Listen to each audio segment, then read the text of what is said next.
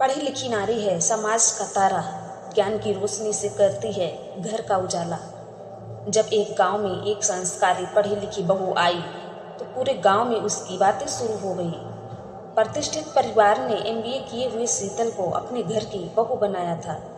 शीतल अपने ससुराल के रीति रिवाजों को समझने और अपनाने की पूरी कोशिश कर रही थी, लेकिन उसकी पढ़ाई और आधुनिक सोच कभी कभी परिवार के कुछ सदस्यों को समझ में नहीं आता था। कुछ समय बाद जब शीतल ने देखा कि गांव की औरतें घरेलू हिंसा और अन्याय सहने को अपनी नीयत मान बैठी हैं, तो उसे बहुत दुख हुआ। उसने धीरे धीरे महिलाओं को जागरूक करना शुरू किया, उन्हें उनके अधिकारों के बारे में बताया, उनके लिए सिलाई कढ़ाई के लिए छोटे छोटे समूह बनाए और यहाँ तक कि गांव की लड़कियों को पढ़ाने के लिए एक निःशुल्क क्लास भी शुरू कर दी।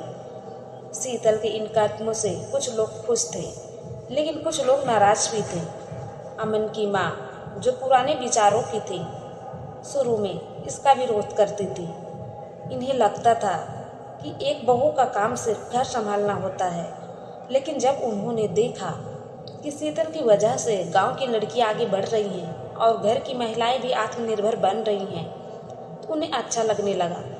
एक दिन गांव की एक महिला मीना, जिसका पति उस पर हाथ उठाता था, वह शीतल के पास आई और अपनी तकलीफ बताई। शीतल ने कानून की जानकारी देकर उसकी मदद की और गांव के मुखिया के सामने उसकी बात रखी। सब मामला सही हो गया। धीरे धीरे गांव में बदलाव की एक लहर चली और धीरे धीरे लोग समझने लगे कि महिलाओं को भी शिक्षित होना जरूरी है, वह घर को अच्छे से चला सकती है। शीतल की अथाह मेहनत एक दिन रंग लाई।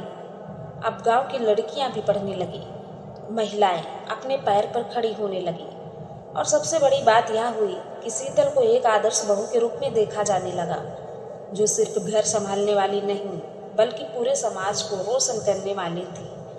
और धीरे धीरे उस गांव का विकास होने लगा। सीख, आज के समय में औरतों का शिक्षित होना बहुत जरूरी है।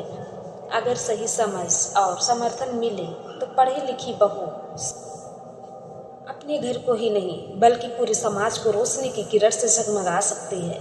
दोस्तों, अगर आपको यह कहानी पसंद आई तो लाइक और चैनल को सब्सक्राइब जरूर करें। धन्यवाद।